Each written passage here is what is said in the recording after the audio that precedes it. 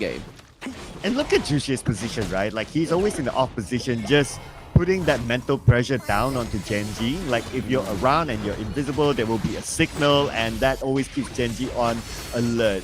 And that also means that it's hard for Gen.G to make that frontal engagement because they always have to take care of their back. Yeah, they've always got to take care of the back, but they've also got, more importantly, use their couple blades to effect. But this is a 3v1 dive onto Wawa. He may not escape this one alive, and it's going to be Chami getting the knock-up, getting the kills, and getting the T1 into the clash lane, opening up both of the side lanes on the side of Gen.G. Means that their jungle comes a little bit more of a taxing method for the side of Blacklist. Yeah, nice sandwich there by Blacklist. One front, one side, one back. There was no way you would be able to escape that. And again, Jushi having the farm of his life. He has the entire jungle for him to farm while his other teammates open up the space with putting pressure on the opposite side of the lane.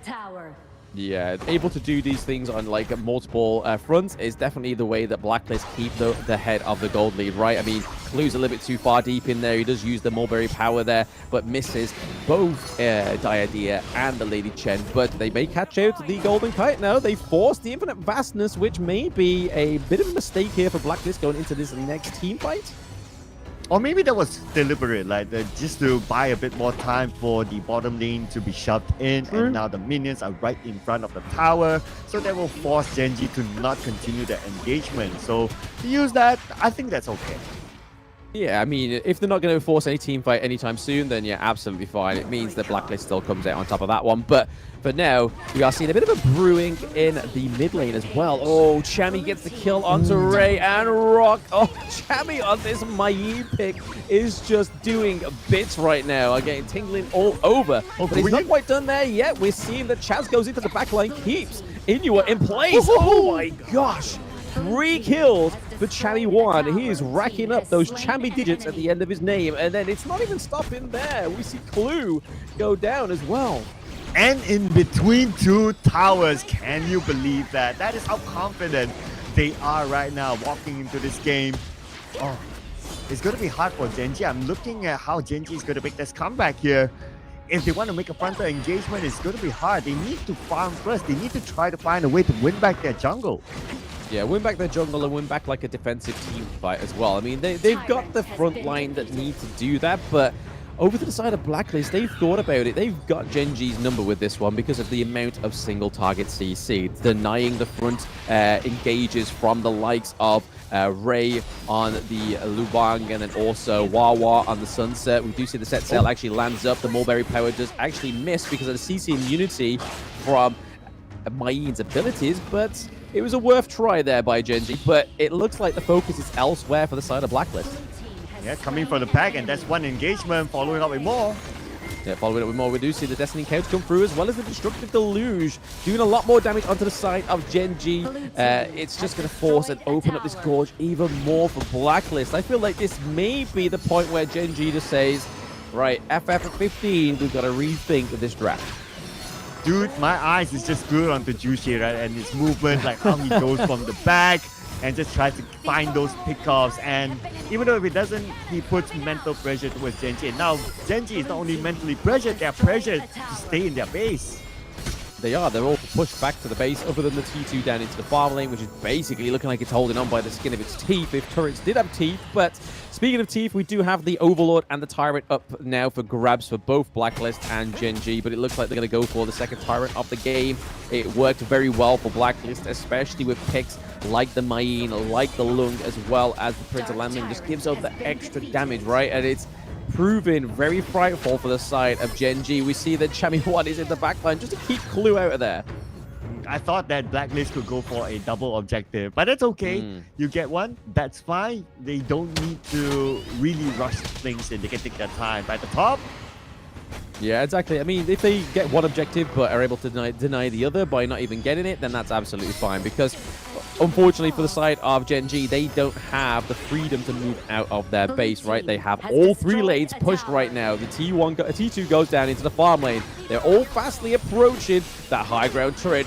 Ray looks to get CC'd there, but he's actually got a lot of health and damage shield for the side of Gen.G, but getting caught out is Roach once more. We are seeing the Battlefield Command come through, trying to save him. Wawa goes down from the Lady Chen. It is the Dragon, and not long getting the kill. Wawa tried. Wawa truly tried. He tried to just engage, just to see if we can get anything out of it, get the signal, but no, Blacklist International, they're just way ahead in terms of farm. Look at this, 10k goal lead, and Gen.G is not even able to come out of their base. They are in a sticky situation now. Very, very sticky situation. I mean, we're getting to the 12-minute mark. It's looking very frightful for Gen.G. Inua goes down as well as Wawa. Rock is down again. Chami is pulling out all the blows. He wants this best of 5 done for in time for T. He's looking with the minions here. He gets another kill. Is it going to be a team wipe for Gen.G? Oh, Blacklist with a triple kill. And game 1 going very quick and effectively to Blacklist. Well, looks like they can start ordering that tea, ladies and gentlemen. Game 1 is taken by Blacklist International. What a convincing performance here. Gen.G, they stood no chance. Even from the start, like they had no control over the map at all. And Blacklist International, this was a massacre of a performance over Gen.G. Oh, absolute game 1 masterpiece for Blacklist. And even there, look at TG. I mean, I don't know if that's PG, but it's on the actual cast anyway, so I get to see it. You've got to bear that burden with me. But speaking of bearing burdens, Gen.G definitely bear the burden of that game 1 big defeat there, because it was brutal. Yeah, and if we talk about the draft, right, this is supposed to be somewhat of a comfort draft for Gen.G, like the fact that they bought the pay, a hero that has brought them a level of success before this, and now with them using the pay, obviously they can't use it in the next round onwards. It's starting to get a bit worrying for Gen.G. Oh, very worrying. I'm definitely on the edge of my seat when it comes to what else they can do now, because they're kind of at that limit of what their best outcome is of this this group stage, because they need to now turn it around for a 3-1 if they have a dream of actually going for tiebreakers. So that's the best situation they've got now, because they've lost game 1. I know, right? Then, okay, based on what you have calculated, right, they must win their next 3 games straight up for them to have a chance to move on to the next round. They drop 1 more game, that's it. It's done. It's done. It's the end of the road for the MENA region, unfortunately, if they do drop another round. But maybe this is the whole point of Gen.G, right? Let's get back on the Gen.G horse, because we're kind of riding the very highs of Blacklist right now. Maybe they're just exhausted some of the better picks of Blacklist, because you've got Chami's Mayin Gun, you've got the Lung and the Diadeer as well. And now that Prince of Langling's been taken off the board, it gives the A-OK for Gen.G to go and pick up the Augurin. Yeah, and if we were to talk about some of the items, well, Gen.G definitely far away from Blacklist. They still managed to get the Blazing Cape, which is fine. A very much needed item to tank, but because Blacklist, they have farmed way ahead. So it's not enough for them to just rely on one item just to tank everything else. And if we were to look at some of the stats here, Dragon came up with the most damage output, 85,000. That's 33%, almost double anyone else on his team. Yeah, I mean, a bit of a disparity there within the team participation, right? There was 3 members of Gen.G that didn't participate in any team fights, which is a bit frightful for the side of them. But now we can see that the gold graph is saying that same kind of thing, the same sentiment that we just saw in that 12-minute and 6 seconds defeat. There were 1 neutral objective going over to the side of Gen.G, but other than that, their goal lead fluttered way behind them by 12k and only 2 towers. Yeah, I mean, the stats don't lie, right? This game, it was all in for Blacklist, and it is all in for MVP Chami from Blacklist with a clean 804 KDA. That's actually a lot of kills for this game. Damage taken 23%, damage output 70%, and a total goal of 23%. Yeah, I mean, easy game for Chami there, especially starting from that double kill early on as well. It kind of just written in the stars for Chami to get the MVP of this game 1, but that's what Gen.G need to stop doing. They aren't used to these level 1 invades, especially against a well-oiled machine like Blacklist. Yeah, and some of the best moments here from the earlier match, only 1 kill was managed by Gen.G, and that was with a couple of blades earlier on. But other than that, yep, it is all Blacklist all the way. You can see how far they have scaled, hence they are able to take very, very easy fights. And when they take fights, it is like all 4 players in or 3 players in. At some point, which is what we can see on screen, there were 2 towers there, but they were still having that level of confidence to engage in between those towers. Yeah, just having that confidence amongst the teams is definitely something that Gen.G was missing. They didn't have the privilege to play between turrets because 1, they had no turrets to play between, and 2, they couldn't get any further than their own grounds, which after that first kind of bit of an oxymoron, right? They tried to do a level 1 invade into the enemy jungle, never saw the light of day once again in the enemy jungle after that point. Yep, and this was towards the end, right? This was pretty much the last hoorah here by Wawa, and there was nothing much he can do. And that was the end of game 1, where Gen.G unfortunately lost that game, and now they're in a situation where they must win their next 3 matches. Not only 1 match, but 3 matches in a row. Yeah, so what was already quite a feat, I mean, you're talking about climbing Mount Kilimanjaro compared to climbing Mount Everest, not Mount Everest, Mount Olympia, right? You've got to try and now scale that mountain, but now you've got to go to the even harder challenge of getting to the gods at Mount Olympia. Well, I don't know which mountain is harder to climb, honestly speaking. I haven't climbed any of those, but it sounds pretty difficult right now. So, oh man, what can they put up here, right? So if we look at how Blacklist International have been engaging, they need to play a faster pace. They cannot play with the rhythm of Blacklist International having control of the situation, right? So they need to play it in a little bit more faster pace, perhaps deploying a assassin jungler so that they can try to control situations a bit better. I feel like it's more so putting Ray back into the jungle as an actual jungle rather than just giving him kind of like Lu Bang and then hoping and taking away his smite, which is what we saw in game 1, and just putting Rock back into the farm lane, because he is a very effective farm laner, and the fact that they had barely any range other than the Ganem Mo was definitely the detriment of their defeat, because if the Ganem Mo got took out, then there is no kind of space to create between these 2 teams, and that's exactly what we saw, because Blacklist was all up in their face.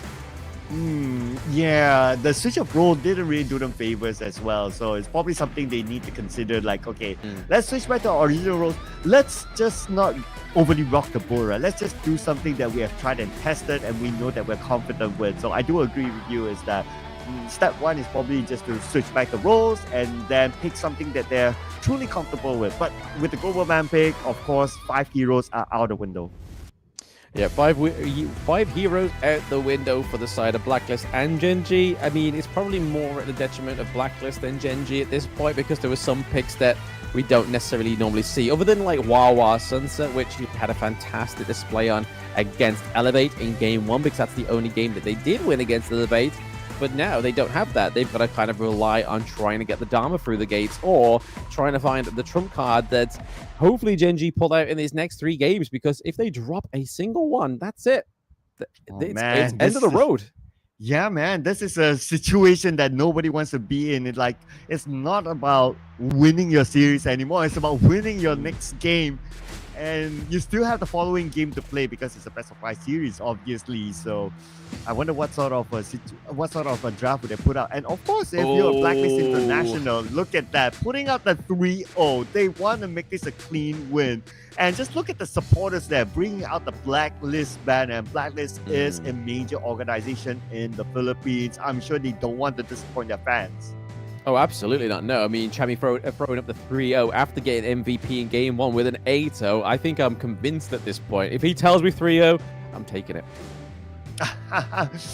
Well, I'm sure they will want to take it as well. They want to walk in to the playoffs with a red carpet and spotlights onto them to say that, hey, we are the hometown heroes, all right? We can take out anyone, and they want to do it in the best fashion possible. So it's one thing, it's about just moving on to the playoffs. Second thing is just to give something for the home fans to cheer about. Yeah, I feel like because as well it it puts them in a tricky situation because obviously if Gen.G lose this one, then obviously it's 2 Philippine representatives going through. But if Gen.G was to win this one, I don't feel like Rough World Era will take the crown from BTR in their respective group. So they need to do this one so they've got some good representation going through for the Philippines going into the knockout stage, right? We want to see as many Philippines teams for those home crowd fans at the stage there, so they can cheer on as much as possible and hopefully crown the king of the Season 3 Invitational as one of their homegrown champions, right? That's the end goal for these people watching. Yeah, and they not only get the home ground buff, they also got the influencer buff as well, with Wise showing up at the venue himself. He is a legend in Blacklist International, so that will provide them a little bit more motivation for them to do well, and it's so far showing in game number 1. Now we'll be going into the draft for game number 2. Do you think that Mai is still a worthwhile ban, or it's an overly banned hero? Like I said, I don't think it's probably Inua's best pick. He didn't get it in the last series he played against Elevate, and I think he may have played it in the MENA qualifier, but again, it's not something that I can remember, so it can't have been that great if he did pick it, right? So it's maybe best just leaving it to the control mages, like the Princess Frost, like the Lady Chen, like the Yixing, like the Nua, because those are big picks within the Season 3 Invitational. Oh yeah, I do think the Nua is much more important hero as well, including the Yixing, which is one of the popular heroes to be picked. Now, of course, we're getting to our draft, and the Mai is still up for grabs. The fact that Blacklist International, always the second pick team, will ban out the Mai for some reason. And for the first ban, okay, I hope Blacklist did not skip the first ban though.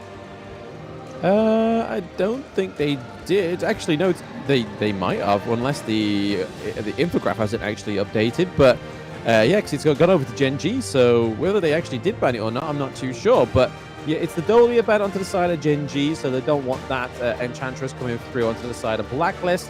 But Blacklist need to ban out something like the Diadea or even the Dharma again, because if Gen.G don't ban out the Dharma this time around, I feel like it's going to be a straight pick for Chami. But yeah, it looks like they've missed out their first ban.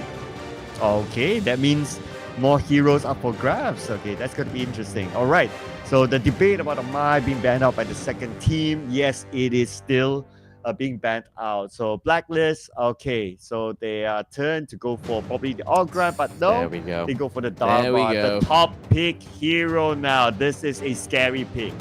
Very scary pick. I mean, we saw Chami on this pick yesterday, and we're going to be seeing him on this pick again. But more importantly, I mean, from Nongshim, Red Force, the performance from Kyung9 on this pick has been absolutely devastating, causing ripples for the entire of the Season 3 Invitational. But it's going to be met with Wawa's Byron. So let's see how they can draft between this one. But it looks like a little bit of a shock for Gen.G of that game one, right? Like they're trying to think of what they can do to win this, but it's going to be the Nua coming in for Inua. Yeah, we spoke about the Nua, right? It's a very good high ground hero as well. So in case they will push back, at least the Nua could still do something to try to push out the minions to buy them a little bit more time in hopes of coming back if they're stuck in a sticky situation. The Arlie being picked up by Blacklist. This is a dangerous farm laner, lots of mobility, able to do a lot of damage, able to poke front and just move back. So it's something they need to consider how they got to deal with the Arlie. Yeah, a lot of burst damage already coming through from the side of Blacklist, but we are going to get a new pick onto the Gorge. It's going to be Yao into the jungle, so maybe something that either Ray or Roche has been cooking up here. Let's see who is actually going to get that, and are they actually going to lock in a farm lane marksman this time around? Farm lane. Okay, that is a possibility though, so it's still up for debate here, especially for the teams. Now, Blacklist, they're going to focus on banning out the farm lanes. The Gen.G is out. And what else? There's still a decent amount of options, right? Just because there's still game number 2 of farm laners that they can pick. Of course, they can pick the lone for themselves. All right, okay, so Yao there gets locked in, and it looks like they're going to put Clue on the Chow. So very interestingly, they're going to have either the Whirlpool come through, as well as the CC from her title ability as well. So we'll see a little CC come through for Gen.G. Hopefully it kind of upsets the shake of Blacklist here, but Blacklist are definitely going for a very aggressive team comp here. So hopefully Chaz gets to lock in something like the Liampo or the Zhongfei the band, sorry. So Liampo going in here, yes, the all red. Look at that color palette. That is being organized. That's definitely been organized. They're all red, they're all showing the same kind of colors. Those that match together win together, right? Yeah, good call there, Blam, on the Lampo pick there. Yes, they need a little bit more durability, and now they have a perfect lineup, if you ask me. Good engagement, damage from the back line, especially with Gan and Mo, and then you have the Pei that can really hold out the front, and the Dharma that can play the sneaky moves going in from the back line. And the Fuzi, okay, Fuzi Dacha used to be a solid combo, but after some rework, that's no longer possible. But what's possible is still Fuzi to be the split pusher hero, just to try to drag off the attention of Blacklist Invitational to the other lane. Yeah, it's going to be interesting to see if they're actually able to build and actually do the split push here, but it looks like a potential for, I mean, Futsu may be into the jungle here, it may be Yao into this, but I'm not too convinced at Gen.G's approach here with no marksman. It worked against Elevate, it didn't work against Blacklist, and I feel like this is the third and last attempt that they should try, because if they don't win this round, like I've already said many times, Sir Claire, there's not really much other than pride for the side of Gen.G to play for. Yeah, now they had a moment to digest it, like the Fuzi pick. Yeah, so that will leave them without any marksman again. So let's see how they're going to deal with it. I mean, this is like what we have mentioned, right? This is a do or die situation for Gen.G. They must win this game. If not, it's out for them, and they still need to play the following matches just to end the best of 5. So based on the draft, I think it's quite clear, unless you have other thoughts, that Blacklist International, they have the better draft. They've got a more aggressive draft, right? They've got the burst damage, they've got the CC from the Liampo, as well as Dharma from his Truth Mantras as well. So it's going to be all about Chami maximizing the Truth Mantra, like we saw from Kyung9 yesterday, just landing those crucial crowd controls, getting like 3 or 4 members of Gen.G caught into that ability. He's then going to leave it wide open for the likes of Pei and Ali just to come through and smash it. And looks like, yes, they're going to send Fuzi down back into the farm lane, and Rock is still in the jungle role. Alright, they're not switching it up, they are trusting the process. Just like how I've always heard these football teams always like to say. But the thing is that they are in a one-game situation. If this is like their first match in the entire tournament, then maybe that's fine. But now they are in this very, very tough situation, but they're still trying to trust the process. Yeah, I feel like this experimentation should have probably come through when playing against Elevate, because again, Elevate wasn't really that experimental, whereas Blacklist have the great brains and mind of TG, the coach, behind them. So if they want to play experimental, Blacklist is like, hey, hold my beer, we can be experimental too. But again, Rock playing the jungle is going to be super interesting here. It's going to be seeing how Ray fits into this farm role. And again, with Futsu at level 1, he needs to try and get the Spark Force Dagger built early rather than later, because that's his way of getting that wave clear, right? Yeah, I mean, we can see Ali's definitely having a good time. He can easily poke and come back, and as much as they can go back, they can heal up, that's fine, but the poking will definitely continue, and there's almost no way to stop the Ali. Plus, the fact that Chaz will be the frontliner for Ali, will be the bodyguard. Ali will have free lane. All right, nice, beautiful pull in there onto Liampo. Doing a lot of damage, though, so Gen.G not going for the early level invade into the jungle may actually benefit them going into this game, too. So it's still all to win, but right now we've seen that Blacklist definitely have the faster farming, and you can already see that Pei is in the enemy jungle without any kind of restraints. He's taken one camp onto the next, onto the lizards, may even go for the Azure Golems, but he can sense that Yao is in the mid lane, so I feel like dipping out now is probably the best point, but some nice full blades coming from Dragon. Okay, so what would help the Fuzi to sustain a little bit more on the farm lane is the Eye of the Whirlpool, and he's able to call in for reinforcements if needed, if push comes to shove for him.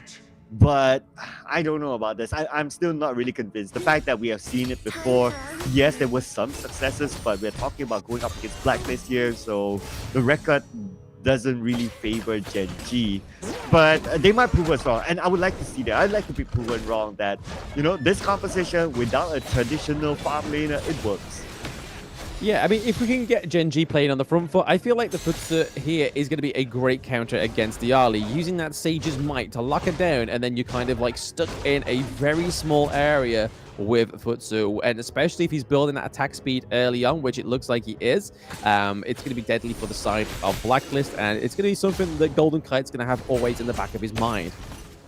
And Jazz moved away for a bit, but that's fine. But we're going to see an engagement at the top. Chami does actually get the Truth Mantras onto the side of Gen.G, and Roche actually does fall there as well, going in a little bit too deep with Yao. That's going to be pretty straightforward. They have all the damage, especially with a couple of blades coming from Dragon to deal that burst damage in, and it hit very, very well. And a straightforward cleanup from there. There's nothing much that Wawa could do. All he can do is just watch from the inside of his tower.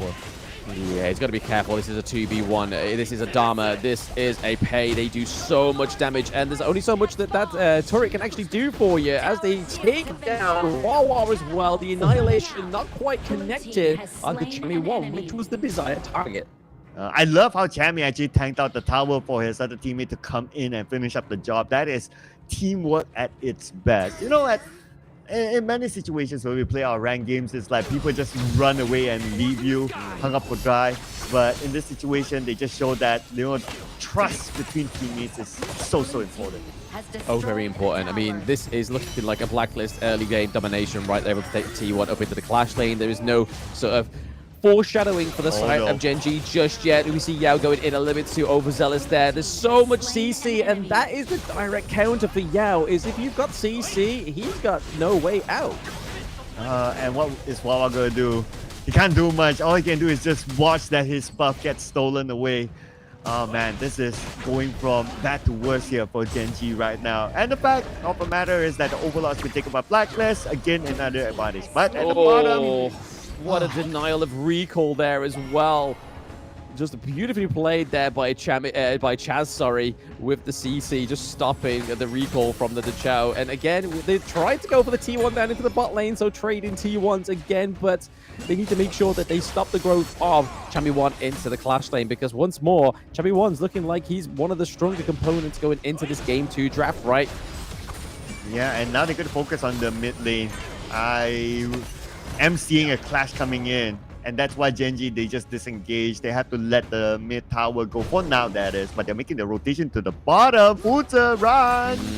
Yes, 5v2 coming through. The couple blades do miss it, but the Iron Whirlpool does come through as well. They are going to teleport in, but it is going to be Juicy taking down the T1, so they do miss out the turret. It's Ray going down already. A trade for Golden Kite, but down as well is Chaz going in with Wawa getting deleted by the couple blades. It is all to gain here for Blacklist and all to lose for Gen.G. Yeah, the CC did not do Wawa any favors there. He was so slow. He might as well be stunned at that point and easily be taken out. The Eye of the Whirlpool used to call in reinforcements, but they saw, they unfortunately still lost the fight. So it's not about the numbers now, it's about getting the farm back, because they have a significant gap now against Blacklist. Oh, a very significant gap. I mean, we're going into the 7-minute mark, right? And they're behind by about 4K gold. Sorry, I almost undersold themselves. Sorry, Blacklist, but the side of Gen.G really need to do something, because right now they're relying on the split push here, but there is a 3v1 engage here. Chami may go down. The Annihilation is just completely dodged once more, because I feel like Nua's Annihilation only really has optimal effectiveness if the CC into the team fight, and there's nothing for the side of Gen.G. And here we are, we're seeing Wawa getting caught once more on the wrong side of the gorge. So another kill going over to Gen.G, and another kill going over to Blacklist. That's 2 more in the ranks. The only thing that they can really rely on is that Ray is focusing this split push. If anyone watches the movie Shaolin Soccer, this is a situation where they say, go you tech 4. I'll translate that later. But another kill at the top here given to Blacklist. Yeah, no, Blacklist are definitely not giving in this one. They are not wanting to give over many deaths to the side of Gen.G, but they are definitely dominating the Gorge once more. And like I said many times, the word to the wise is that if Gen.G don't book up their ideas and get a win in this round, and then a further 2 wins, it's pretty much sayonara. Okay, I'm just looking at the position of Ray at the bottom, right? Yes, he gets a consolation taking down the tower, but he's still not going back yet. And he has 50% health. He's kind of surrounded. So it's a matter of time till Blacklist engages. But then again, thanks to the Eye of the Whirlpool, he's back to safety. Yeah, that's the only way they can really win this one, right? Is if they get an effective team fight and they kind of forget about Ray on the Futsu, because he is the main pushing force on the side of Gen.G. We're already seeing that Yao is down by 2 deaths at the moment, so not quite working out the way they want it to. Rock actually not performing as well as I thought he would. Yeah, Rock has not been having a good time. Maybe it's because of his role, right? So that's one thing. But an engagement at bottom. I mean, the Chow was meant to get out of there, but Ray is going to be the unfortunate soul getting taken down by a 5v1 against Blacklist, completely shutting down that split push mechanic for the next 22 seconds. We did see Wawa try and push the Clash Lane T2, but it's not going to be enough for the side of Gen.G. Yeah, Gru was like, sorry, man. Gotta save myself, and just gets away all alone, leaving Ray hung up to dry again. And right now, again, it's still Blacklist in the driver's seat. They're just waiting for the minions to arrive before they take down the mid tower. Yeah, looking for the minions to arrive here. It's just pretty much a waiting room for the side of Gen.G right now, which is definitely not a waiting room I'd want to be in. I would be anxious as heck going through in this waiting room that Gen.G is currently in, and the couple blades just hitting too hard onto Yao. Yao hasn't had the time to farm up and get any items through. He is still struggling to take any blows, especially those burst damages from Dragon on the side of Blacklist. Oh, again here at the red buff. Yeah, Eye of the Whirlpool at the red buff. They're able to pick off Juicy. Okay.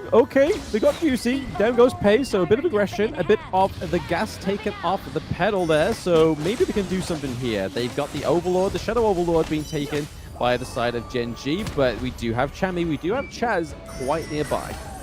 It will be interesting if this might be the turnaround for Gen.G, but the fight's happening. Oh no, Rock is looking pretty low as well, and if Rock goes down, they have no smite, so there's a potential of the reset here for the Overlord, and it does look like it's going to happen, and Dragon is going to take down Ray as well, so overall, they're going into an Overlord fight with a man down, so they're going to be careful on the side of Blacklist, on the side of Gen.G, sorry, and in terms of that, also, the golden lead, they need to bring this back.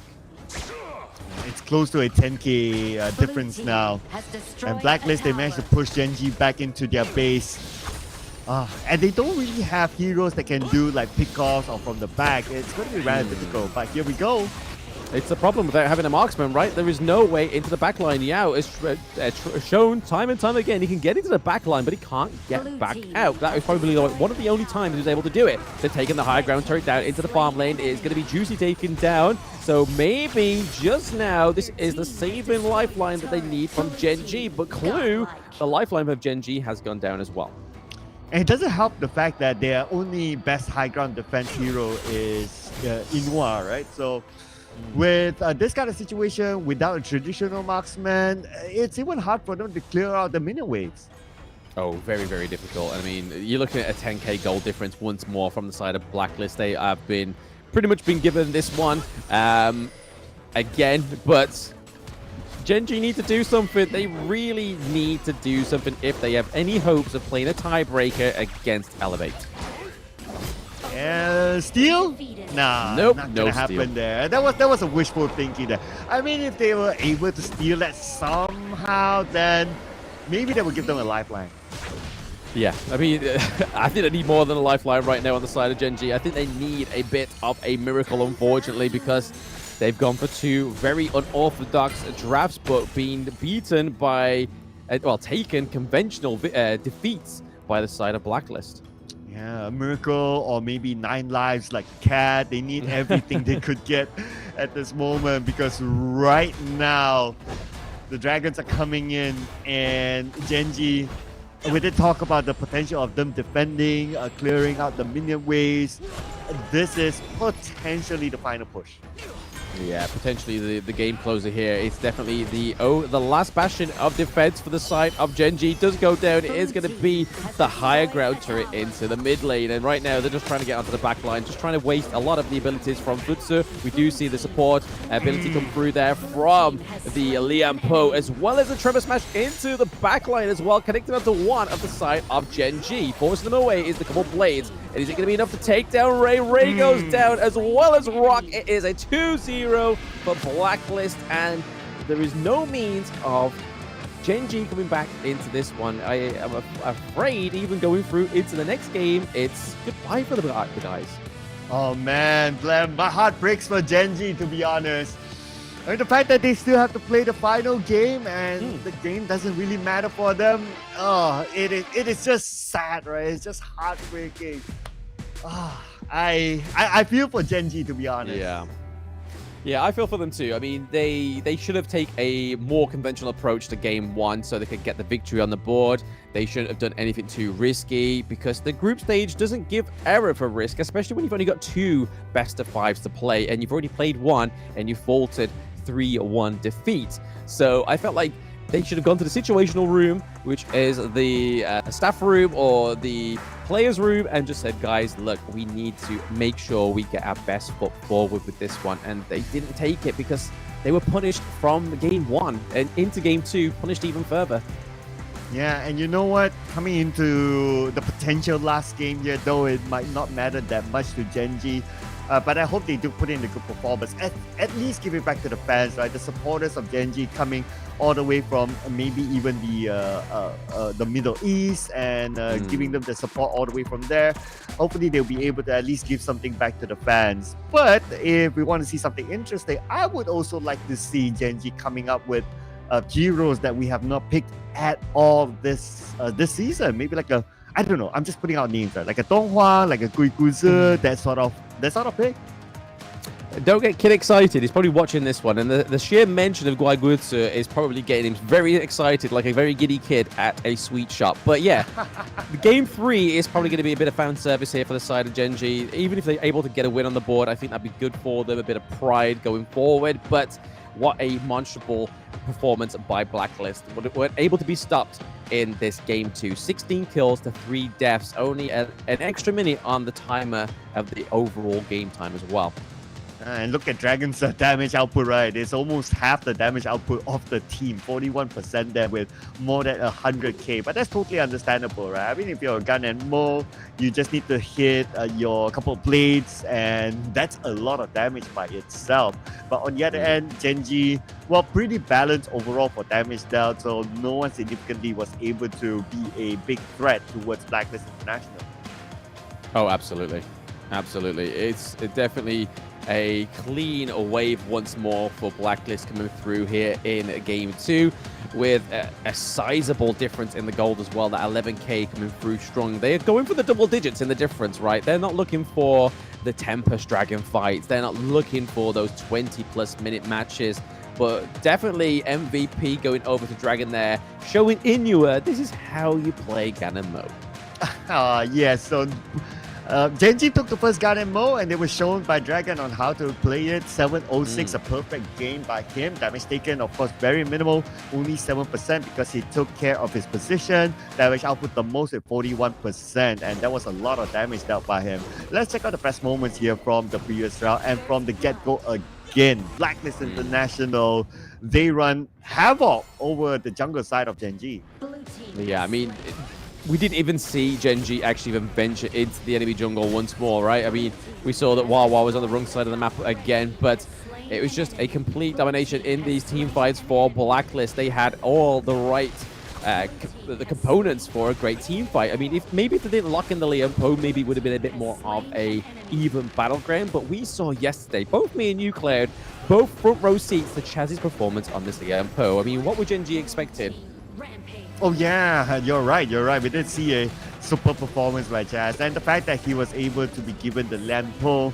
So I guess the result is something that we will kind of expect as well. But is it worthwhile to ban the land pull out of Chaz's hand? maybe not. So that's also another thing to consider. I mean, they went for unconventional picks, so they may go for unconventional bans, at this point. So we'll see here, but here's a bit of a zoom in. We do see Chami getting that fantastic connect of the Truth Mantras into the base territory as well, which picks off both Wara and Rock, which just sets up this victory of Game 2 for Blacklist. Well, aside from the result, I also shout out to production as well. Putting up those highlights, how they zoom in and out is just a beauty to watch, so that we know exactly which fights to focus on. So great work there, production, for putting up those highlights. And yeah, I guess the next game, it is of course match point for Blacklist International. Gen.G, it's either they truly go for a comfort draft and comfort roles for them to give the best back to their fans, or come up with something entertaining, so to speak, by picking heroes that we have not seen at all throughout the entire tournament. Yes, we'll have to wait and see what they do decide to pull out of the next game draft. Like I said, it could just be pure fan service. It could be for pride. There's plenty to play for on the Gorge. Just not an advancement into the Season 3 Invitational, because they needed that 3-1 victory scoreboard, but they're currently sitting on 0-2. So unfortunately, I don't see a way out of this one for Gen.G. But maybe they'll learn. This is the first international competition of the year, so there is plenty of space for them to learn. They have clearly been tested coming into the global stage as well. These teams are definitely known to shy away from a fight, especially Blacklist. Yeah, and Blacklist, they are proving to be the hometown heroes as well, with such a convincing performance. And of course, this also is being observed by the other teams that have, especially those teams who have qualified onto the playoffs, and they might potentially meet up with Blacklist International. Of course, we don't know the draws yet. We have to complete the group stages before that is done. But Blacklist International also giving the home fans something to cheer on. Yeah, I mean, this will actually complete the group stage, right? Like, there will be no more plays from Group A. This is the last day of Group A coming through right now, because it's going to be tomorrow where the deciding standings actually come through for the three remaining teams to see where they stand in their groups. But we're not done with this one yet, and I feel like Gen.G, even though they can't advance any further into the tournament, they've got something in their bags. Maybe just go out with a bang, right? That's what they need to do with this one. Just do it for the MENA region. Yep, do it for the MENA region, Gen.G. I'd like to see them put up a good fight here against the potential final game against Blacklist International. Of course, we are heading back onto our stage here, and the fans are still around with a lot of interesting Dolias there. That's like what, six or seven Dolias there on the ground as well to cheer up for their favorite teams, and also a couple of other cosplayers as well. Man, Blam, I wish I was there. I mean, we could cosplay, right? I mean, we could go as, I don't know, maybe Liam Poe. Maybe we could even gender bend like an Ali or something. We got something among us. We could do something here, Cloud. We'll set it up for the next LAN, right? I could go for the Dharma. I mean, the hairstyle does suit me, so... Exactly. Just get some big golden fists. You're okay. Yeah, it's not We'll get some LEDs going. Get some LEDs in your fists. Yeah, just so that I can show off my skills, right? Yeah. That's it. Okay. We wish we could do that one day. We'll put that off maybe one day when we are on site doing our desk there, right? So absolutely, mark my words. Okay. But for Gen.G right now, the cameras over them, we can see that they are pretty devastated. I mean, I honestly feel for them, so I do hope that the home fans or the supporters there do give their energy to Gen.G as well. I just like the fact that the guys at the back were just starting to wave, and then the rest of the crowd just waved simultaneously. It's like it was like a hive mind or something. It was too well timed. It was very good, very good. But we can see Elevate into the back there. We see a Jizzix looking to cheer on his fellow teammates as well going into this one, and the Dolias waiting for that Dolia pick to come through once more. Oh, look at the kid there doing the pose. He's like, yeah, that's my gamer pose. That's my game face on. If one day I'll be competing on such a stage. The crowd is really supportive, right? And look at the energy from the crowd. They're still doing those poses. You know, it's your 1 minute on camera moment. Make the best out of it. Absolutely. I mean, making the best out of it is Gen.G picking the blue side for the first time in this best of 5. So maybe the blue is what they need to get through this game 3. Oof, okay, here we go. So Gen.G is going to switch up to the blue side. Let's see if that gives them any advantage here. But when we talk about the my advantage, it is now down to Blacklist International if they want to let that one go. If they do want to let that one go, it's going to be blending out the Dolia once more. So unfortunately for the Dolia cosplayers, we're not going to get that one on the Gorge. But I do have to say, again, for KAGENDRA, that was probably the best Dolia we've seen so far at the Season 3 Invitational. Another team that has unfortunately had to walk as well. But yeah, Blacklist banning out the Mai Shiranui once more, really locking down Inua's pick on the Mai Shiranui. But going into this next ban, it's going to be the Orgrin. Again, this is probably something that should have been banned earlier on. Blacklist still hasn't chosen it. And from yesterday that we both know, Juicy on that Orgrin was absolutely feisty. I just want to put out a food for thought, right? For Blacklist International, since they have confirmed their slot into the following round, they have the option of not showing their strats. So they can go for picks that we don't normally see. So yeah, I guess if they want to go for that just to entertain all of us, why not? Absolutely. I mean, we see the Doom pick come through for Ray potentially. I think Rock will actually go back down into the farm lane for this one. Lord only knows if he actually plays a farm lane hero. But we do see the Dharma ban come through, so they still don't want to give Wawa over his big prized pick. But the Zhongfei coming here for Chaz is huge. So the Princess Force, Zhangfei pick. Okay, these are rather safe picks. Zhangfei has been rather popular, but the win rate for Zhangfei haven't been that good. And it's really down to execution, right? Just because of how the unbridled outburst, timing and all, it takes a bit of coordination among the other teammates. And we're going to see the Lady Sun being picked up by Gen.G, so they're going to pick an early marksman. And finally, they're picking a traditional farm laner. So yeah, a little bit late to go back to basics, I feel here, but this is definitely the power picks that we needed in Game 1 for Gen.G. The Lady Sun, the Ming, the Dune. This is the Gen.G we know. Where was this? 2 games ago, and now we're getting Guan Yu. Oh, Chammy on this one. They've been teasing this with this one since yesterday, Cloud. Yeah, and fun fact though, so Guan Yi and Zhangfei, so in the lore of the 3 kingdoms, these are what we call the 5 tiger generals, 2 of them at least. And how it impacts in game though, so this is another fun fact. They will have a small buff if they are in the same lineup, but the buff is probably like just like 2 damage or 2 strength. It's not that significant, but if you're able to get that small little buff, I guess it's a nice bonus. Hey, I mean, anything to give Blacklist a little bit more of an edge, right? Going into the knockout stages, but they do ban out the Mighty into the ban phase. And again, once another bit of beautiful lore there from Cloud. I clearly need to brush up on all my lore, either from the teams and the game as well. But the Musashi getting banned out here as well means that they don't have that single target CC going into the backline onto Rock's Lady Sun. And then they ban out the Lady Jen. So again, another shot at Inua's hero pool. Yeah, and just for kicks, right? If Gen.G were to pick the Chow Chow, then I can pull off another fun fact. So, like the Chow Chow is like the villain in the 3 Kingdoms lore, and Guan Yu and Zhangfei were one of the or the 2 of the couple of heroes that go up against Chow Chow. So yeah, so I guess just to complete our lore, Gen.G just pick the Chow Chow just for kicks.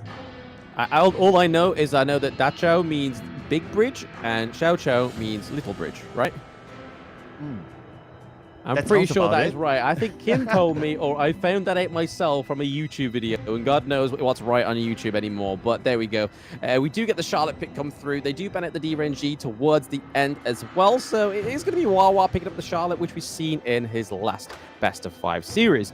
But Marco Polo coming out for Golden Kite as well. Ooh, with the Yixing. Okay, so the Yixing with the world is my board. Try to lock in as many people as possible from Blacklist International, especially if you're the Guan Yu, which is fairly mobile, very high movement speed. So you want to stop him from just running away. But the thing is that the world is my board. It has a channeling time, so that will allow a window for Guan Yu to actually step away from it.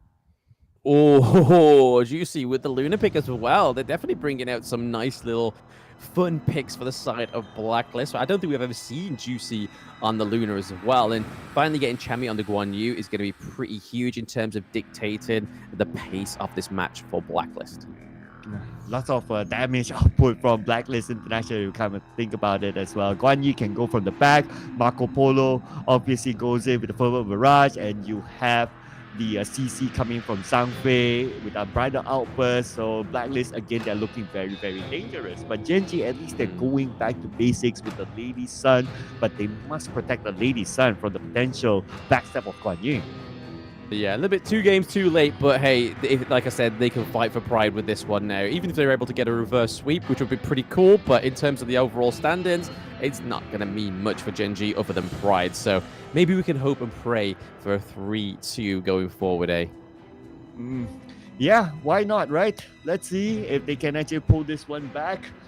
Right now, looking at the draft overall, again, I feel that Blacklist International, they do have a very balanced draft. They have a good tank, good CC, good damage output, and obviously from the games that we have seen previously, they have good team coordination. And at the end of the day, you can have the best draft possible, but it's all down to execution. And Blacklist International, they definitely do have that.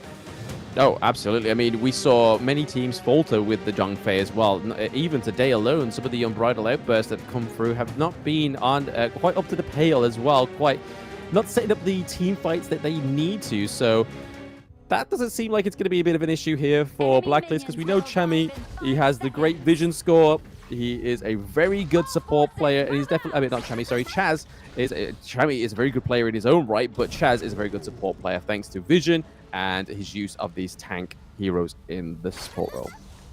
Everything leans towards the Blacklist International, but let's see if they can actually show it on the Gorge right now as the game continues on. Game number 3, the decider match here, the point match for Blacklist International. And we're going to start off with a traditional lineup, but a lot of poking in the middle onto Juicy. Yeah, they decided to change the lanes here a little bit, so mid and farm switching around a little bit to make it a little bit easier on the Lady Sun to get a bit of farm up, especially over to into the mid lane, as well as those side cams. We do see the flash in. Rock is going in. First blood. Where was this? 2 games ago. Rock is going down still, though, and Guan Yu has made himself a present. Chami 1 on his motorbike, using his abilities just to bully Clue into the fight. Well, I take this positively, right? Like, I look at the glass half full. This is what you can do if you practically play under no pressure. It's like you just do it. It's like just all cards on the table. Let's just go in for it. Yes, they lost 2 players to Blacklist International, but hey, they're showing to Blacklist International that we want to put in a performance for our fans. Absolutely. I mean, they did it there. They got the first blood, but they did lose 2 defeats as well into that one. Clue and Rock both going down, which is going to upset the pace of getting Rock those necessity resources to get those items into the late game. If it does go into the late game with Blacklist already picking up 2 kills for themselves, but the gold is actually very equal on both of these teams. And rotations happening right now towards the bottom. I can see another pickup happening soon, and that's right now. Oh, yes, that looks like Ray has been caught out there. A lot of freezing from the Frigid Prison is coming through, and there it is. Winter is here, and Ray has gone. Another kill being picked up for Blacklist, putting them a little bit still behind in the gold there, and even Stevens for Gen.G. And that is against a jungler. So the jungler dying that many times, not the situation that they want to be in, because he needs to farm, especially before the Overlord and Tempest is up. Yeah, I mean, dying just before the Overlord is probably a lot worse, but having that leeway of about a minute to come back, get a bit of farm up, recruit all your camps, and get some more items in your utility is probably a lot better for the side of these 2 teams. We do see the Barrage coming through, and the Unbridled Outburst as well, picking off a double kill for Chaz. He's like, hey guys, leave some kills for me too. Yeah, the support needs some love as well, right? He needs to get his KDA up. But we're going to see another engagement here. Juicy tried to be sneaky, tried to steal away the buff, but still, it was given to Ray. Much needed recovery there for Ray. Yeah, he needs as many Azure Golems as possible, but at least Juicy's not being starved of that Azure Golem, which we've seen in the competition as well, where the enemy team has seen that they've locked in Luna, and then the opposite decision's been like, hey guys, we've got to take every Azure Golem away from this Luna. But Juicy is having free reign right now. At this moment, yeah, Juicy, what does it take to stop him, right? So far, he's able to roam around the map, like go up and down, and just invade jungles. But he's prepping himself for the next objective. Probably going to go for the Tempest as usual as the main objective. And if they can secure a double objective, why not? But they have to do the business first. Look at the situation. They are rotating down, and we might see an engagement here just on the outside. Yep, we do see the Unruly Blade come through as well, looking to just get him out of the way, but it is Guan Yu that's able to be like, hey, where are you going with that blade, buddy? I'm going to just use my Razor Cavalry to get you into the position that I need you for my team. Juicy getting the kill onto Ray as well, which is not where you want to fall if you are a jungle, when the neutral objectives are both up for these teams. But right now, we are seeing Blacklist looking potentially just to keep some priority in these lanes, making sure that the wave clears and that they can go into these neutral objective camps without a doubt in their mind. Yeah, and they still continue to put pressure onto the bottom. Just look at this. World is my bot will be used. They should be able to get this one. And yes, they caught Dragon in it. So it was a straightforward kill. But at the top, yes, I mean, Ray is looking still like he's taking some damage there from Juicy. Juicy is level 10, whilst Ray is level 8. That's 2 level experience ahead of your enemy jungle. You just got to make sure that your head doesn't get too big that you can't fit through the door. and here comes the rest of them, and they see Ray at the forefront, but in the middle, on Bright Outburst. Oh, and Bright Outburst does land nicely there onto two of the side of Gen.G, but that's not the only thing. The Fever Barrage comes through, wipes a lot of the health off of Ray, but it is going to be Chami claiming another double kill for himself, trying to line up another MVP. But right now we're seeing that 17k difference to the 40k over the side of Gen.G. Neither of these teams have managed to break for the neutral objective, but it looks like Chaz is starting it for his boys. Yeah, he's awakening. But at the bottom, they choose not to continue on the objective. Instead, they want to go for kills. Oh yes, potentially. Potentially, we do see that Guan Yu comes in from the back there, takes down Rock, and it is just Wawa trying to defend the T1 down into the farm lane, but it is going to be Chami picking up another kill, but Juicy secures the last hit on that T1. Still, not quite managing to get any of those neutral objectives, but at this point, when you are 4k ahead, do you really need to go for these? Well, they might, but yeah, I guess they don't really need to spend their time doing that. They might as well go for kills when they can, right? Plus, Heroic Charge is a basic skill, so they can just go all in as what they're doing right now.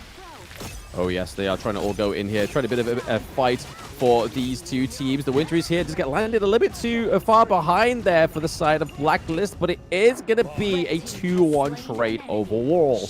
Being a double kill going over to Juicy. I feel like they just need to kind of clean up these waves, put all their eggs in a basket, and take the roosters home for roosting. And Chami is pretty low. If he has a good amount of health, then he might go in to charge, but he's absorbing them. Oh, yep. No, not quite doing anything here. There's not much action going on into the mid lane. They're able to take the T1 up into the Clash lane, though. So opening up those side lanes is Blacklist. So right now, Blacklist, they're just resetting, waiting for their skills to be back online, especially Chami, who's the only one without the ult for now. But they're still going to engage in the middle. Still going to engage in the middle. The World is aboard is coming in as well, but Ray is able just to get out of there just ever so slightly with a sliver of health. Is just the saving grace that Gen.G needed there.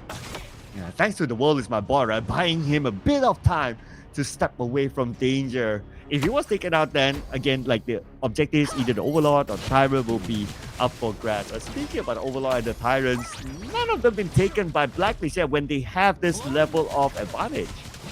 No, nothing yet. We can see that Blacklist are ahead by about 4k gold still, so maintaining that difference for at least a good 3 to 4 minutes And now they're looking to try and claim a little bit more. We see that Chaz is just doing a bit of intel take here.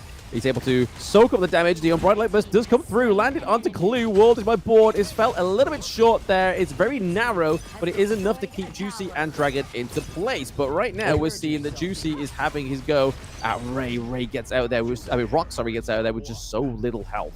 Yeah, Unbridled Outburst is out, so they're going to continue on the fight. But that's okay. They have absolute control of the situation. Now it's time for them to take down the mid tower. At the same time, Gen.G still wants to defend it. They still want to defend it. They want to defend onto their pride right there. Is the win slash connecting, but the Razor Cavalry comes in over the wall, takes down Rock, which is a lot of the damage from the side of Gen.G. And also getting taken down is Wawa. So they're already down 2-0 trade here. But right now, they're looking more eyes on sight to that T1 in the mid lane. Yeah, Juicy came in to poke from the side just to go back to the top lane, but now they are converging on the middle. I would go back if I were players from Gen.G. I would definitely. I mean, that board is a bit too small for my liking there. It looks like we are going to see Inua get caught out there. The passive does try and save him. The invincibility for a brief amount of time and movement speed from Yixing was just not quite enough to get Inua out alive. It's time for Blacklist International to pull the brakes and to reset everything. Reset their health, reset their skills, and prepare for the next onslaught. And so far, we're almost into 10 minutes. No objectives taken by either side at all. But okay, since we're heading into 10 minutes anyway, might as well wait for the next phase. But the chase is happening on the Wawa. Oh yes, a bit of a chase once more onto the side of Gen.G. Oh, okay, Wawa gets Dragon. He gets a bit of a consolation prize. The Winters here was not fast and chilling enough on the side of Blacklist. But yeah, funnily enough, they haven't gone for any neutral objectives. Maybe they're waiting for the Shadow variants. Maybe Blacklist is saying, hey, we're too good for the normal objectives. We want the Shadow ones to come through now. But they're looking to take the T2 down into the mid lane as well, opening up that mid lane all the way to the high ground turret. And they're still far ahead with the 6k gold. And no surprise right now with the level of control that Blacklist has, they're going for a double objective. But Gen.G will not make it easy. They seem to want to challenge for it. They have arrived and it's going to be too late. Very late. They were trying to get the steal. Oh, they did get the crucial kill, Theft. Nicely done. It was a Shadow Overlord that the side of the Blacklist got. But like I said, Gen.G are just playing for a little bit of fan service here, getting all the little objectives that they can. Wow, okay. That was a sexy move there to actually steal something away from Blacklist International. But now Blacklist, they are angry. They'll be like, that should have been ours. Now you guys are going to pay for it. Yeah, that was our double Shadow objective.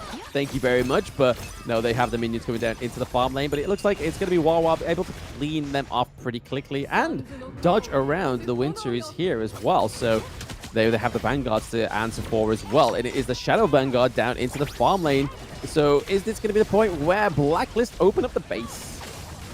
They're close to getting the T3 at the bottom. Only one hit left, but no minions inside. So they have to let that one go for now. Instead, they're going to shift their focus onto the top.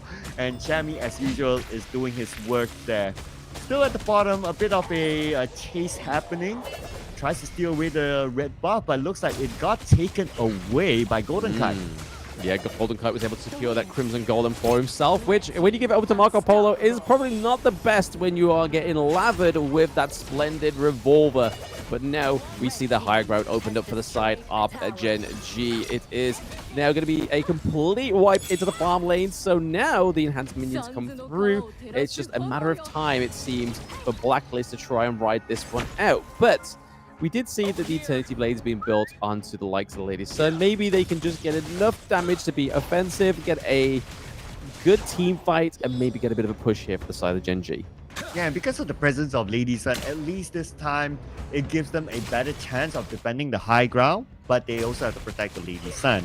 Now we're going to check out the fight earlier on here. They got the kill, pretty straightforward, given to Golden Kites. And yeah, I guess it was just a straightforward jungle invasion there by Blacklist. very straightforward jungle engage. I mean, it's easy when you don't have any side turrets to worry about and any mid lane turrets to worry about other than the higher grounds, which is what they're basically eyes is on the prize for the side of Blacklist. Over the wall is Dragon. Placing down, the winter is here, the world is my board, comes down as well. Ray gets the knock up onto Dragon, so there is a few kills going overboard. It's Chaz going down, but it's going to be a 3-1 trade for Gen.G. But we do see some more kills coming through. It's only Inua and Ray alive right now, as well as Juicy Dragon and Golden Kai. Is that enough to finish off the game? They look too battered and bruised. Yeah, and their health is pretty low, so they have to back up for now. But they got a significant trade-off, right? They took out the top turret, they took out the mid as well. So right now, it's all open for Blacklist International. They can afford to just wait for the next wave and come back in later on. But looking over at the replay, I want us all to keep an eye on to Chammy's movement, how he came from behind, comes in with the heroic charge, pushes the Lady Sun forward, putting him in an awkward position for his other teammates to take out. Yeah, very well played by Chemi, but then he also met his maker, which was Ray getting that wind slash. And speaking of wind slash, able to land it onto Juicy there as well, unruly bladed out of there, so he doesn't commit too early into this interaction with the Luna. And looking at the current situation, there's still almost no way for Gen.G to make this comeback. I mean, they are put in a very difficult situation. Now, the Overlord will be taken by Blacklist. The script seems to be the same as per game number 2. You take the Overlord. In fact, now they can go for a double objective. And by the next wave, they could end the game. They could end the game. They're able to get that double objective, which they sought for in the 10-minute mark, but it was Rock that stole it away from them. But look at the goal difference here. It's 8k, but it's 50k on the side of Blacklist. Yes, this is probably their longest game going forward. So again, it's just proof in the pudding that the conventional picks generally give you a better chance at defending your crystal. But we see Chaz coming in from the top lane as well. Whilst we see that Ray is looking pretty low, and it's going to be that Razor Cavalry pushing him away into the winter is here. And there it is. Chaz goes a little bit too far, but it is going to be Blacklist rounding this one off as a 3-0. Here is your top seed going through for Group A into the knockout stage. And here we have it, ladies and gentlemen. Your hometown heroes, Blacklist International, walks in to the playoffs with the red carpet rolled out in front of them with the spotlights onto them as the stars of the Filipino region. And they are showing how strong they are with a convincing win against Gen.G. Absolutely. Only dropping one round in the entire group stage is Blacklist going through into the knockout stage. Looking very strong. A big competitor to at least get into those semi-final brackets, right? Because now they're met with, we have the others that are confirmed of the side of Nongshim as well. So they now get to sit at the table, being top of the table with Nongshim. Oh, okay. Don't step on the speaker there, my man. Don't step on the speaker. Okay, stay on stage. Okay, so they're gonna take their bow with the home fans, and yeah, they're just coordinating themselves. But okay, oh, they're getting up. Okay, guys, you gotta say thanks to the home fans first. Oh, okay. Before that, it's gonna be Gen.G. But anyway, let's say thank you to Gen.G as well for competing in this tournament, and we hope to see them again in following tournaments. Yeah, not quite the outcome we expected for Gen.G. We expected them to at least make it into the top 2 there, but after they got a bit of an unsuspected defeat from Elevate, it was hard for them to try and come back in this one because their window of opportunity was very small and it was closing fast as soon as they lost that first round. Yeah, I mean, the first 2 rounds, as what you mentioned, right, it felt like an experimentation for them. The third round, it felt like, okay, we're going to truly play our draft. But by that time, it probably didn't matter that much. And it's maybe not too much about the draft anymore. It's about the motivation and also the goal that they want to go for. If they had this draft in the first game, then maybe they would have been more motivated to let's try to go for it. Yeah, I mean, I can't bash anybody for trying something different, but when the stakes are so high, especially going into your last best of 5, you want to revert back to what you know. And looking at some of the faces on Gen.G, it's kind of what you were seeing, but they were being told, that, hey, let's try and do this. Let's try this something different, and then we'll just learn going forward from now on. But yeah, that will be Gen.G going home, as well as A7 and KAGENDRA. So we're starting to see those knockouts spots start slowly revealing. Yes, and of course we do have tomorrow as well to wrap up the group stages, but there will be a conversation for tomorrow as we will look at the summary of what are the games that will be played later on. But for now, looking at the dominance that Blacklist International has had against Gen.G, although it's 7-25, right? But I would still give it to Gen.G the fact that they're still able to farm up a decent amount of items like the Blazing Cape and the Venomous Staff. They're still able to get those decent items in. It is just like if you make a comparison, then of course Blacklist, they're almost a full set. Yeah, I mean, this is definitely a display of why some of these teams that go against Blacklist ban out the Guan Yu from Chami 1, 919. That seems like an emergency number somewhere in the world, and it was definitely an emergency that Gen.G needed to call when Chami came through with that Razor Cavalry. But we're looking at the damage dealt by the side of Blacklist. We see that Juicy's actually managed to do majority of the damage, followed by Marco Polo. But in terms of the team fights, we always had Dragon there dropping down. The winter is here when it was needed. Yeah, and we have two players from Blacklist hitting the 100k mark, right, in terms of damage dealt. We got Juicy as well as a Golden Kite. So again, it just shows the dominance that they have, and it is shown again through this draft. From the get-go, it is Blacklist International all the way, and arguably this draft is even steeper than the one before. It seems like it, but I think because it's spanned over such a longer time, obviously 4 minutes longer, it doesn't seem that long to us, but on the Gorge, it seems like a lifetime. And looking at the goal difference, it's actually probably the smallest it's been in the whole series as well. So again, just more proof in the pudding that conventional, if it ain't broke, don't fix it. Well, definitely, Juicy is not broken because he's our MVP this round with a KDA of 7-11, damage taken 28%, damage output 33%, and a total goal of 28% as well. The Starman of Blacklist International. Yes, I mean, it was well-deserved. It's probably one of the better Luna performances we've seen this far in the Season 3 Invitational. So why not pull it out now when you are 2 points up and already destroying the competition? So 33% damage dealt and 28% taken. So not much in the margins there, but it does mean that he was very much always in the fight, but able to survive only with 2 deaths. And we're going to see exactly how Juicy was able to achieve this. Yeah, I gotta commend Gen.G for putting up this fight very, very early on, right? It's like, okay, we tried to go for the jungle invasion. We tried to get something out of this. And so to speak, they went a bit too deep. They got something, but at least they show a bit of fight at the start. They did show a bit of fight at the start, yes. That was what they needed, but it came a little bit too late for the side of Gen.G, unfortunately. But again, I feel like Chaz did a really good job on this one. I mean, he was still definitely in Zhongfei beast mode when he stepped on the speaker on stage, but that's what happens when you get into character, when you're so involved in Honor of Kings. But nonetheless, we are seeing here just the highlights of Blacklist against Gen.G. Just some really good team fights, a big brawl, which was a good way to send off Gen.G home. Yeah, what else can we say about this situation, right? It's all Blacklist all the way. Yes, there were a couple of good The World Is My Board, but it was not significant enough, the fact that there was not enough damage output from the side of Gen.G.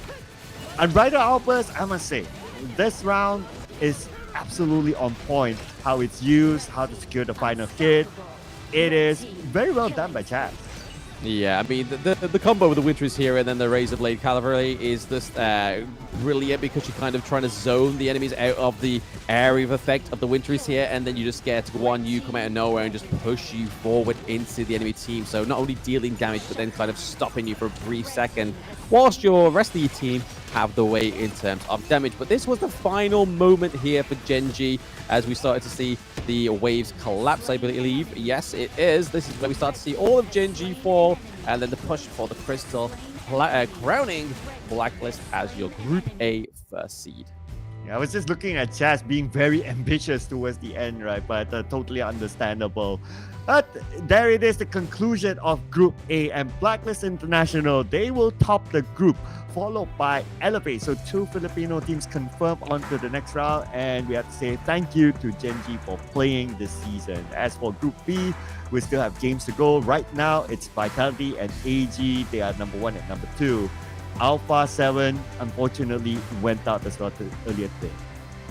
Yeah, so Vitality and AG's positions will be solidified tomorrow. Obviously, it's the first game of the day as well that it does get solidified as well. So that's going to be really exciting to have that conclusion so early on. But these are 2 Titan teams that I'm so looking forward to watching tomorrow. Yeah, so it's more of like a determiner of who will get the first and second seeding for Group B, since it's pretty much locked in for now within this group.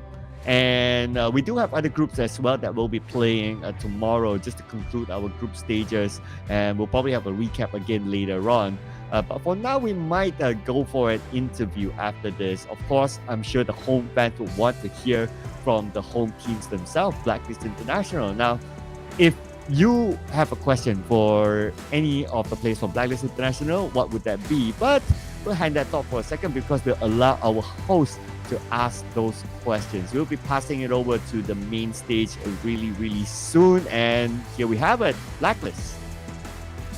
Right now, SM North EDSA, dalawang teams have secured sa playoffs, and we just witnessed Blacklist International take that spot. Kasama natin ngayon si Gen.G na nalaman ko yun pala yung tamang pagkasabi na the juggler of Blacklist International. Pare, kumusta yung feeling na you are secured already in the playoffs? And of course, masaya kasi yun talaga yung target namin na makapasok ng playoffs. Tapos, ayun, syempre mabibigyan kami ng chance na umabot, sana umabot hanggang finals. Alright, so there you go, looking and eyeing to head over to the championship slot. With Should that you? performance just now, especially amazing Luna, played by Gen.G. Just so you guys know, we need to clarify, is Gen.G by the man himself, okay? So we do know that you're confirmed playoff. And there's 2 teams of your Filipino brothers, including Elevate, already made it to playoff. How does it feel to have 2 Filipino teams in the playoff so far? Ayun, masaya kasi dito sa Philippines ginaganap yung tournament.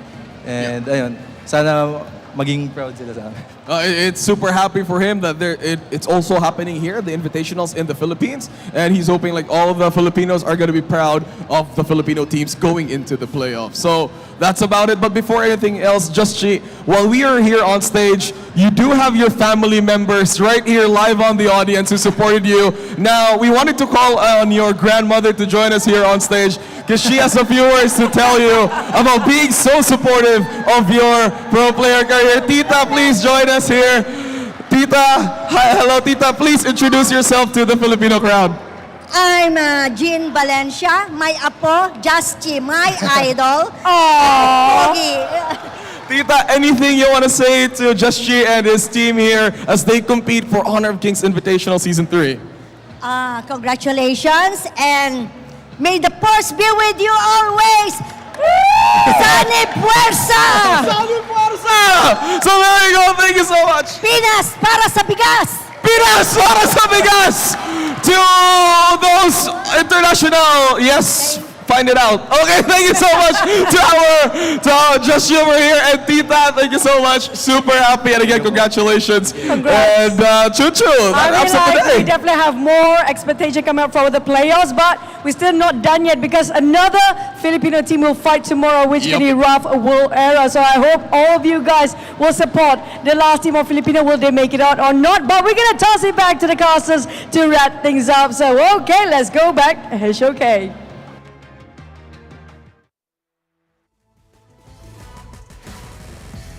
Okay, that was beautiful. Bring in some family members on stage, brazen the spirits of Blacklist International. And that's what it's all about at the end of the day. These are players, young players, just trying to make their families proud. And that was just beautiful to bring on stage as well. By the way, Tita means big sister. Yeah, hopefully my Tagalog is still on point there. I mean, it's just a beautiful sight to see, right? Like your family members there to support you. And you can it's not just there for the sake of being there, right? It's like you can feel the support, the energy from your family member, even going up on stage to give a shout out. So again, ladies and gentlemen, just to recap on the standings on the current groups, Group A is concluded. So we have Blacklist, Invitational, and Elevate going through. Group B will be decided tomorrow. But we also have Group C and D. Oh yes, Group C and Group D is not quite Group Death as we normally put it into when it is drawn into such a brutal team, but that is Group B. That was Group Brutal. Still to be confirmed who is top and second seed, but we're still going to see Nova against Impunity. Impunity was able to beat KAGENDRA 3-0, but then KAGENDRA was able to take a point from Nova. So does the Titan of the KC 2024, a top 3 bleed, is Impunity's next task. But then also, more importantly, is can Rough World Era take a win from BTR to get to that second place? All right, I like to correct myself. So Tita is auntie. So thank you to our producer, Blab. Yeah, I guess the biggest highlight game is going to be the BTR and Rough World Era match as well. Of course, they're going up against their own team. But in case, for whatever reason, you just joined us on our broadcast, this is today's results. So AG won 3-1 against Alpha 7, sending Alpha 7 back home. Nova won 3-1 against KAGENDRA and was not a easy win for Nova. It was beyond a lot of people's prediction. But this will be tomorrow's matches. AG versus Vitality Game 1, Nova versus Impunity Game 2, and we have BTR versus Rough World Era. This is going to be the big matchup tomorrow. Oh, yeah, absolutely. But I mean, the key match of today for me, I believe, is probably Nova versus KAGENDRA. That was probably one of my favorite series of the Season 3 Invitational this far. It just had everything in it. There was so much on the line, so much blowback to be happened for KAGENDRA, but then there was so much gained for the debut of Nova Esports. But KAGENDRA, when it guns blazing, fell short at the end, but man, they gave it a heck of a shot. Yeah, it was a great show there. I got the front row seat while you guys were doing the work, right? So I got to enjoy the match myself. And expect more interesting matches tomorrow, especially with the home grounds still looking for their ticket into the playoffs. So that will be something that we'll need to look and see what's going to happen tomorrow. But of course, besides that, we have a lot of other amazing teams. But for today, ladies and gentlemen, that will be all for us at the Caster's Desk. My name is Sir Cloud, together with a wonderful, amazing Blab all the way on the other side of the world. We'll be seeing you again tomorrow for more Honor of Kings Invitational Season 3 action. Goodbye, everyone. Bye.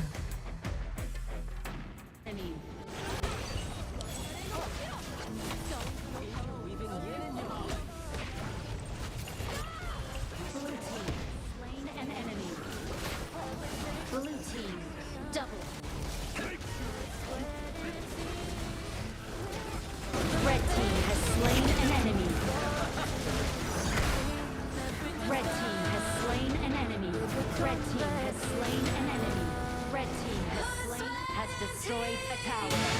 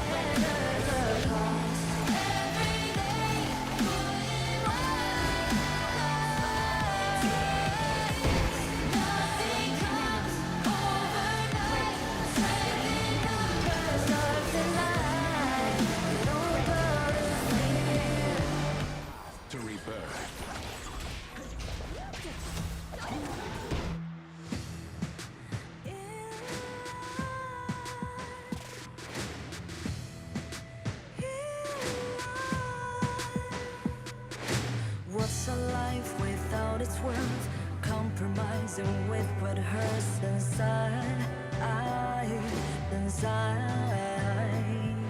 When you let fear decide your fate, you don't choose which path to take in life.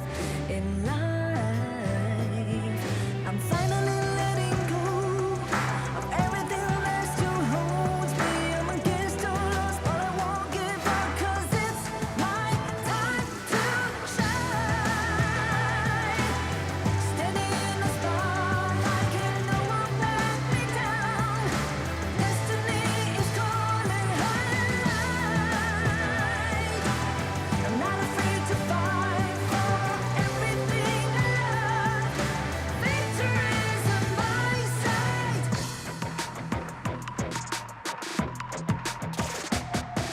The more we lose, the more we gain. The more that nothing stays the same in time.